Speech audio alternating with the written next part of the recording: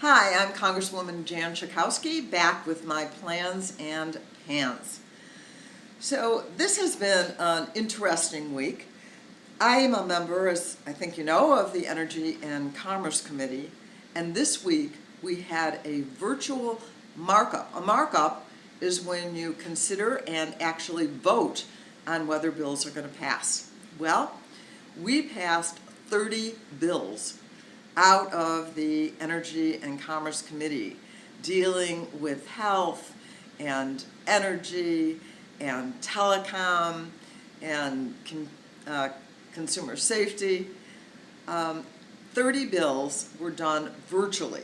I was sitting in my dining room voting for about 4 hours on this legislation. So I think that we did a pretty good job, and the reason that actually it went so fast, it may not sound fast to you, 4 hours, is because the bills were bipartisan. And that makes it even better that we are pretty confident that these bills then are going to pass the full House and maybe even get to the president's desk. So we're feeling good about the process and about the content.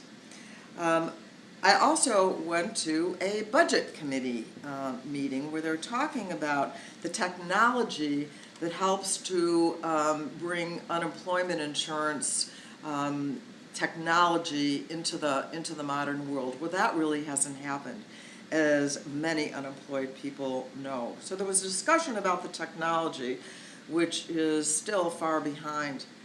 But I raised the question, is getting more money to people who are unemployed and have been now for several months, is this really just a technological issue that we have to fix in order to make sure that we get unemployment insurance benefits? And clearly it's not.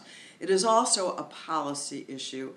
Are those $600 a week allotments to unemployed people going to continue? Democrats feel that they ought to, because people are out of work right now, not any fault of their own. They're just not able to do it, and we can't let those people drown because they can't pay their bills.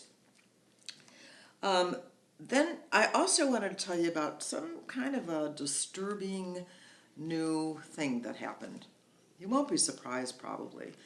So the President of the United States has decided that the Centers for Disease Control should no longer be the depository of all the data regarding COVID-19.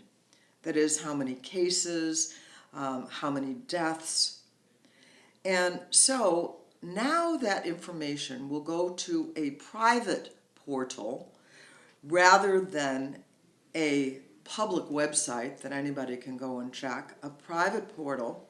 We don't know if it'll be then transferred to the CDC, but in fact it will go to a private portal at the Health and Human Services that is really under the supervision of political appointees. And what does it really mean? Are we going to get the data that we need? On a day-to-day basis, you hear those reports. Are they going to be accurate? And what about including other data that I've been urging the CDC to do, which has to do with race disparities, how are African Americans, Hispanics, etc., compared to whites being affected by COVID-19? That is almost certainly not going to be included in the data that's collected. So we're not really sure what is going on, but it doesn't have a good feeling. So I also, you may remember from last week that I was very concerned about this ICE Citizens Academy that sounded like it was creating some sort of a paramilitary group of people that would be trained to use weapons, to do targeted arrests under the auspices of ICE, our immigration service. that we've really had problems with, particularly at the border. But not only, these are the people who may knock on a door in Chicago and take away a family member for deportation. That's what ICE does. So fortunately, Congressman Quigley introduced and passed in the next appropriations bill that there will be no funding for this Citizens Academy.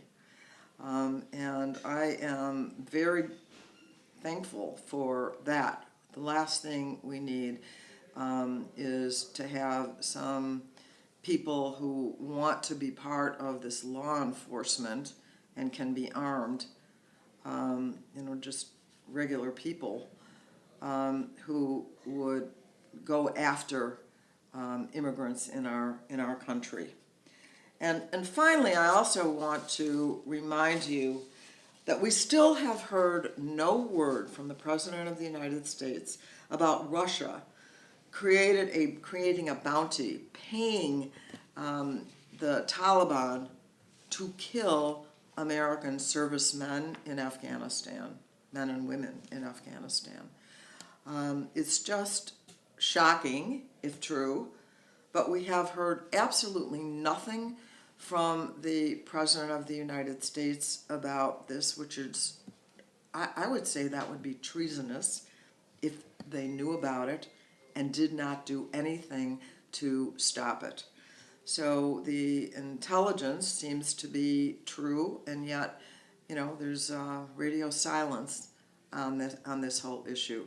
So we need to get to the bottom of this on behalf of our servicemen and women and parents who are worrying whether or not their children were actually killed because of these bounties being paid by Russia. So we'll have more on that, hopefully, as time goes by. And I thank you so much. Stay safe. Be careful. Wear a mask. Stay home when you can. Wash your hands. All those things are going to make a difference. We will get out of this. Thank you. See you next week.